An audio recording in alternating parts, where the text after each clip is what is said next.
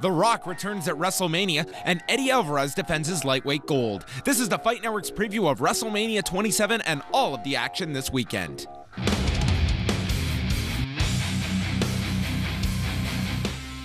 Hey everybody, it's John Pollock here, and we've got a loaded show coming your way as we look ahead to WrestleMania 27 set for this Sunday night from the Georgia Dome in Atlanta. Former WWE official Jimmy Corderas will be joining me as we break down the entire card. We'll also be chatting with WWE diva Trish Stratus, who's going to be competing on the card Sunday. As well, Lance Storm will check in from Calgary, Alberta to give his thoughts on the card. John Ramdeen will also be here as we preview Bellator 39 coming up this Saturday night. But first up, it's WrestleMania time, and we'll take a look right now at the card. The main event of WrestleMania 27 features The Miz defending the WWE Championship against John Cena. The highlight of the build for this match has been the return of The Rock to WWE programming and the tease of his involvement in this match with a potential Rock versus Cena match coming out of WrestleMania for the future. The Rock's return has led to a noticeable increase in live event business, including the past 6 weeks of Raw selling out. You know, I've never been interested in wrestling John Cena in any way. So, you know, for me, the guys who I wrestled in the past, from Goldberg to Hogan, Austin, guys like that, were guys who I really wanted to wrestle. So, I really have no interest in wrestling Cena. But if it can be done creatively, but not only that, but again, it's got to be very unique. And I think this is where it's important. If in fact I do ever go back, the writing has to be ripped open, it has to really be pushed. That's important to me. You know, and I came from a time, you know, when I was there, it was an attitude era where we trailblazed a lot and we were fearless in the things we said and the things we did, which always made it so much fun for me. There's a lot of restrictions now on the product, which by the way I understand, and I enjoy some of the stuff that I see, and I know the writers there who I've been close with for a long time, so they're always challenged too every single week. So if in fact I ever did go back, it would be an interesting collision, if you will, of a time of an attitude time that I love to be a part of, and the time now. So, but I'm sure we could always infuse things that make it work. Jimmy Corderas is here to chat about WrestleMania 27 coming up this Sunday, a man who's been part of quite a few WrestleManias himself. And this year's show, Jimmy, it's going to be headlined by The Miz defending the WWE Championship against John Cena. But the real X factor here is The Rock, who seems to have the major focus heading into WrestleMania. Absolutely. And this past Monday night, we saw a physical altercation between John Cena and The Rock. Where this will lead on Sunday, I don't know, but I'm intrigued. And it's added a ton of interest to the product. We've seen the live event business go up significantly. 6 straight Raw sellouts, so The Rock has been a huge positive for business. Yes, he has, and I'm looking forward to seeing if The Rock actually steps into the ring in the future, and I think there's a very good chance that might happen. Quickly, what are your thoughts on how The Miz has been booked going into this match? Because a bit of an afterthought some weeks. Sometimes, yes, and there have been weeks where he's actually come to the forefront and showed his skills on the microphone and hanging with John Cena and The Rock, but this past Monday again, almost an afterthought, like you said. Do you think that we see a title change coming up Sunday night? I hope not. I'd like to see The Miz retain the title and go forward with a John Cena Rock program, maybe at SummerSlam. On the SmackDown end, Edge, a.k.a. Adam Copeland, defends his world title against former MMA fighter and CMLL wrestler Alberto Del Rio, who previously competed as Dos Caras Jr. Del Rio has been pushed right from his debut last fall into a top position on the biggest show of the year. Over on the SmackDown end, Jimmy, we've got Edge defending the world title against Alberto Del Rio. They kind of tease Christian almost getting involved into this, but it looks like a singles match. Tell us about Del Rio, because he has been pushed very, very hard since his debut. And deservedly so. Since his debut in the WWE, Alberto Del Rio has been nothing short of a superstar. And he just keeps getting better and better every week. Now, with Christian involved in the mix, I'm glad that they kept it as a single match and didn't make it a three-way match. This way, Christian can be involved later on as a #1 contender to either Alberto Del Rio or even Edge if Edge retains. They've set up a lot coming out of this match. For Del Rio, does the push culminate in a title win this coming Sunday? I think it will. In my opinion, it looks like it's going in that direction. And having Christian defeat Alberto Del Rio several times before WrestleMania makes it a natural choice for a #1 contender going after WrestleMania. In a match that could end up going on last, Triple H meets The Undertaker, with Taker's WrestleMania streak being one of the key draws to WrestleMania this year. The Undertaker will be working his first match in close to 6 months following shoulder surgery and is expected to take more time off after WrestleMania. Every year, The Undertaker's streak has become a huge drawing point for WrestleMania. This year, he's going to be taking on Triple H. My first question, Jimmy, is does this match go on last if you were putting together this card? I think, in my opinion, it has to go on last because right now, the streak is the biggest thing going in the WWE. It almost, unfortunately, supersedes all the titles, the WWE title and the World Heavyweight title. So this streak, the match with the streak involving Taker and Triple H, I think has to go last. What have you thought of the build? A very simplistic build when it was started. Just simply two guys that were going to face each other at WrestleMania. What did you think of the go-home show on Raw and the promo from Hunter? I thought it was fabulous. I mean, these guys hit a home run. They knocked it out of the park. People have been waiting for the build to this match. They've been saying, you know what, we want to see more from Taker. We want to see more from Triple H. And the big surprise with HBK showing up this past Monday, adding another element to this match, it's fantastic. I can't wait. I really can't. Few think that the streak is going to end on Sunday. What are your thoughts about who goes over in this match? I hope the streak doesn't end because from a personal standpoint, I'd like to see The Undertaker remain undefeated at WrestleMania. But now they've put the question mark in my head. After this past Monday, I'm not sure what's going to happen. And I think that's the beauty of it. I expect a very strong match. That's going to be coming up Sunday. WrestleMania 27 will feature Jerry the King Lawler's first WrestleMania match as the Memphis legend and Hall of Fame performer meets Michael Cole, whose heel persona has led this program to become arguably the most anticipated match on this year's card. Steve Austin will serve as the special guest referee for the match, while Jack Swagger will be in Michael Cole's corner.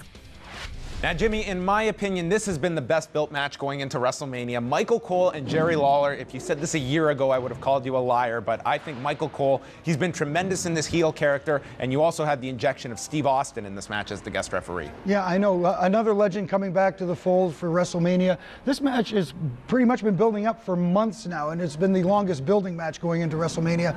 Michael Cole, despite of what you think of him, whether you like him, whether you dislike him, he's doing a great job in his role as a heel.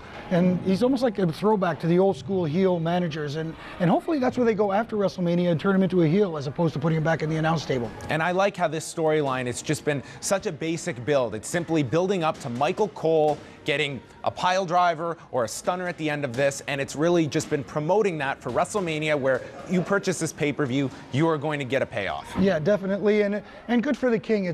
He's finally getting his WrestleMania moment after all these years, never participating in a WrestleMania other than in an announcing capacity. For him to be in the ring on the grandest stage of them all, good for the King. It's also put some focus on Jack Swagger coming out of this. Does this culminate at WrestleMania, or do you feel that this feud could continue?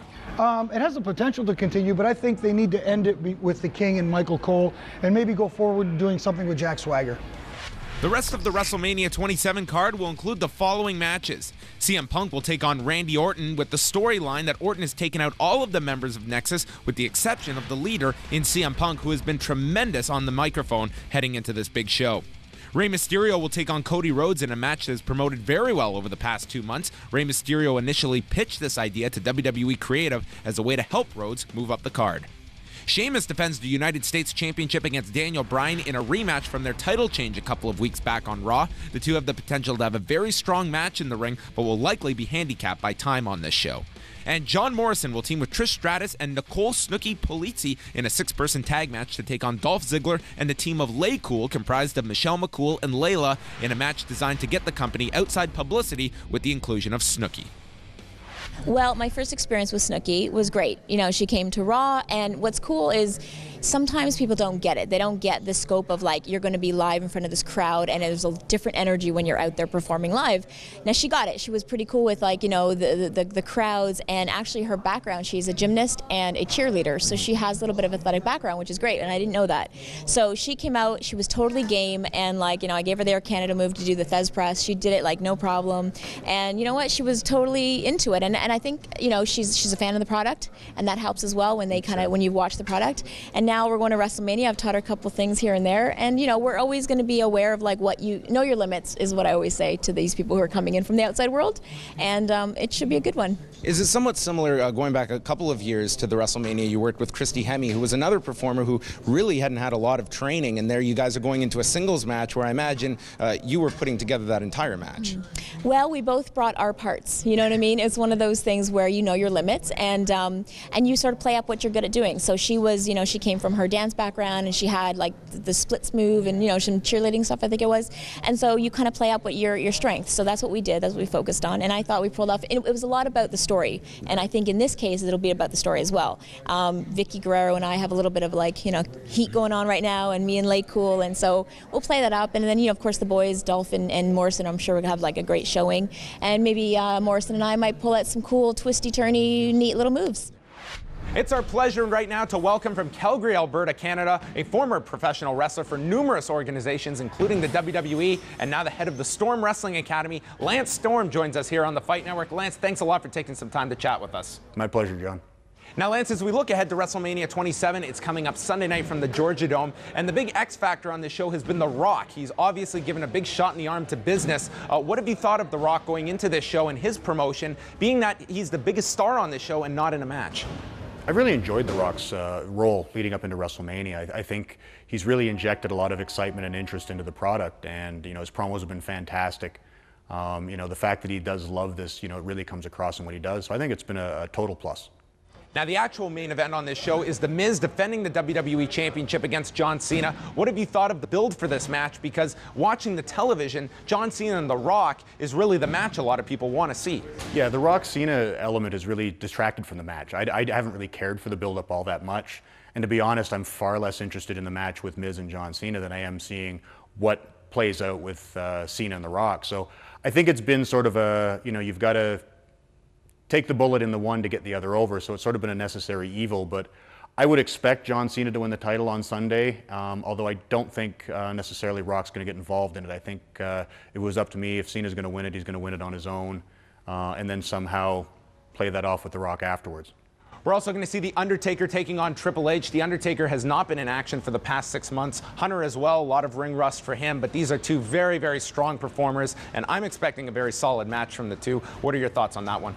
I'm expecting these two to have the match of the night. I don't think anybody knows, how to put out on a big stage more than The Undertaker, or perhaps Shawn Michaels, but Shawn's not on the show. So I have no doubt, regardless of how beat up he may be, how long it's been since he's had a match, Taker's going to perform big at WrestleMania. Hunter is going to as well. I expect this match to be absolutely fantastic. In my estimation, the best built feud going into this show has been Jerry Lawler and Michael Cole. Do you see this feud culminating at WrestleMania, or can you take this feud past the event? I think they need to climax it at WrestleMania, in that I don't think you want to do Cole slips through and avoids getting his due from Jerry Lawler. I think Jerry Lawler has to get his hands on him. He needs to finish it at Mania. If you want to go further, I think you can do that. I don't think there's anything wrong with, Michael Cole showing up in a wheelchair and heating it up again. But I think the build has been fantastic. It's the match I'm most interested in. I think it's the best story they've done in I don't know how long. But I think people are paying their money to see this. They need to see Jerry Lawler get his hands on Cole. Do you feel that this match needed Steve Austin incorporated into it? I think so. I think from a selling point, having Austin as the ref ensures the fans that we're going to get what we want. I think without him in there, there's going to be a large portion of the audience go, oh, it's going to be a screw job. Michael Cole's going to skate on this one somehow, and we're not going to get to see what we want to pay to see. I think by putting Austin in that role, you're telling fans that there's not going to be any chicanery here. Jerry Lawler is going to get his hands on Michael Cole. You're getting what you want. Dish out your $55. And quickly, Lance, we wanted to mention the school. You just had your 4th student signed by the WWE to a developmental deal. Tell a bit of our viewers about the Storm Wrestling Academy. Yeah, the easiest way to get information, stormwrestling.com. That'll take you to the Storm Wrestling Academy page. I run 3 sessions a year. Classes size is limited because I do all the training myself. I'm the one in the ring with you, having matches with you. And if you come train with me, hopefully you'll be number 5, 6, 7, or 8 getting signed to developmental. 4 so far. Hopefully the numbers are going to grow. Thank you very much for joining us, Lance. Enjoy WrestleMania this coming weekend, and we appreciate this time. Thanks, John. Anytime. When we come back, we'll take a look at Bellator 39 from Uncasville, Connecticut this weekend, featuring a lightweight title defense by Eddie Alvarez.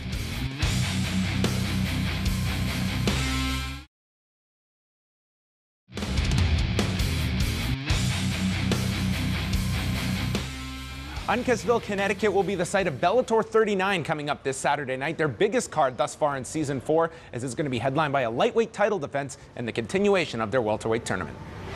The lightweight division in mixed martial arts is arguably the most competitive in the sport today. However, determining the top fighter at 155 pounds has been put into question recently after UFC lightweight champion Frankie Edgar and top contender Gray Maynard fought to a draw at UFC 125. One fighter often overlooked in the discussion is Bellator lightweight champion Eddie Alvarez. If he doesn't get out, he's in big trouble. I think he's out. That is it. Mir is out cold. Wow. Beautiful job by Eddie Alvarez. Back in 2007, then Bodog champion Alvarez would lose his first title defense to the much larger Nick the Goat Thompson. This could be hammering right hands. He's about to let him take. It's all over. We have a new world champion.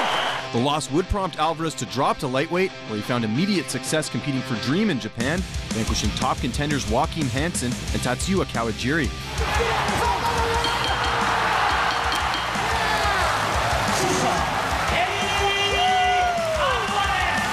The upstart Bellator promotion signed the Philadelphia native, and Alvarez would defeat Toby Amada in the lightweight tournament final at Bellator 12 to become the organization's inaugural lightweight champion. I completely believe in myself, and that at any given night I can beat any lightweight at any given time. This Saturday night at Bellator 39, Alvarez defends his title for the first time against 23-year-old Pat Curran. The XFO veteran Curran dismantled Montreal TriStar gym product Mike Ricci in his Bellator debut. Just like that! Ricci is out, Curran reigns victorious! He followed that emphatic victory with decision wins over Roger Huerta and Toby Amada to win the $100,000 prize in the Season 2 lightweight tournament. Alvarez, who has won 11 of his last 12 fights, is dangerous anywhere the fight goes, but will likely neutralize Curran with his wrestling and look to land his deadly right uppercut. Conversely, Curran will want to get this fight to the canvas, where he will fish for submissions. I expect nothing but Pat to be on his best game he's ever been on. It's important to, when you go against a guy who's inexperienced, to get after him fast. Don't let him to begin to believe in himself. I'm sure there's nothing more he wants than to, take my name and take my fans from me. And that's what I'll be defending more than anything, more than the belt, more than anything. The co-feature for Bellator 39 pits former Bellator welterweight champion Lyman Good against judo specialist Rick Hahn in a welterweight tournament semifinal bout. Good is coming off a dominant performance against Chris Lozano in quarterfinal action, while Hahn showcased improved striking in his unanimous decision victory over Jim Wallhead. Both fighters are willing to stand and bang, which could translate to a Fight of the Night candidate in Connecticut. Two-time tournament finalist Toby Amada battles Patrick Pitbull Freite in a lightweight semifinal bout.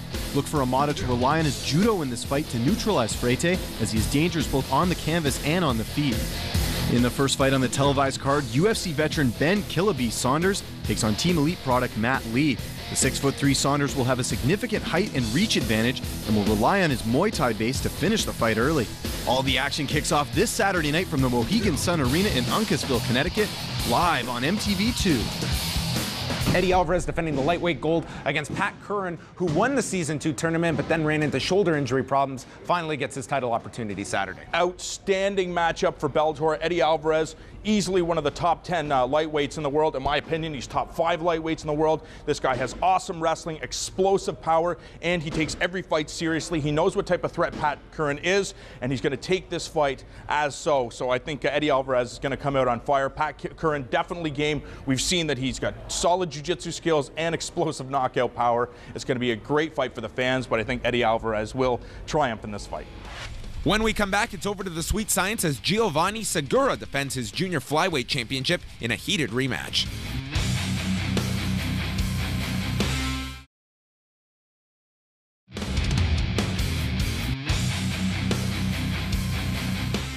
Coming up on Saturday night in Mexico, the WBO Junior Flyweight Championship is going to be defended, featuring two heated rivals who step back into the ring together.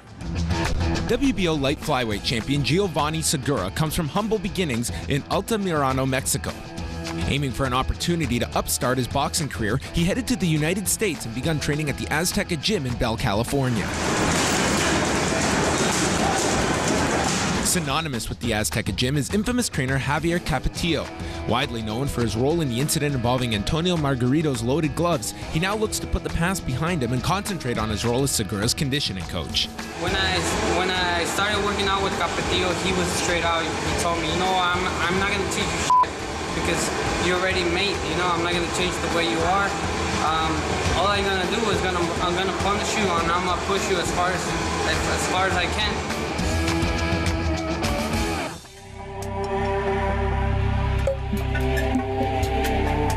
Held in Guaynabo, Puerto Rico, the first confrontation between Giovanni Segura and Yvonne Calderon proved to be a spectacle. It was a display of technical skill versus relentless firepower. The entire crowd is on its feet in Puerto Rico. What a fight! Superb footwork allowed the veteran Calderon to command the pace and thus utilizing effective counterpunching to pick apart the younger Mexican in the early rounds. Look at the precision of this guy. There's that left hand right on the button. That'll knock your sinus out. However, round 5 would become the difference maker as the Aztec warrior unleashed a wild flurry. Look at this! Calderon could be in trouble. Relentless. It's Segura, and down he goes. It is said that skill triumphs over brutality, but in this case, Segura's brawn and heart of a warrior proved otherwise as he pummeled the Puerto Rican, handing him the first loss of his career. Segura shifts side to side. Is this Calderon rubbing up, Eddie? I don't know what Calderon's doing here. Look, this is where he ran into trouble before. He's down. He's down. No tiene estilo, no tiene movimiento, pero tiene un buen corazón y un deseo de ser campeón, y lo demostró, y vino con el corazón y quiso demostrar que es un buen campeón con poca experiencia, y lo demostró.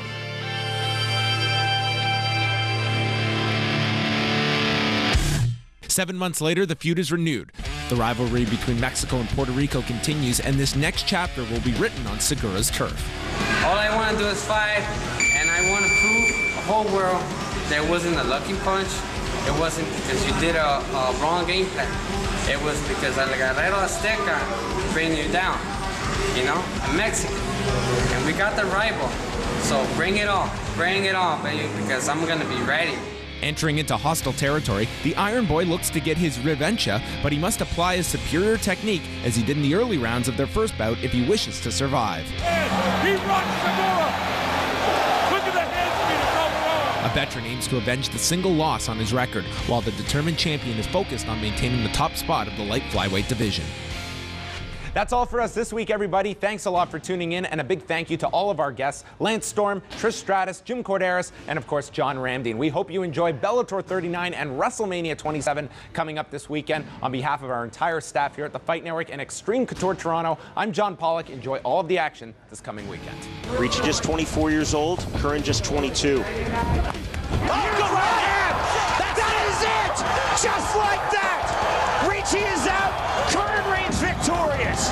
Stunning win for Pat Curran. Wins 3 in Bellator via submission, especially against a guy who's a black belt judo. Oh, now he's all over Alvarez by rear naked choke. The third submission win. Eddie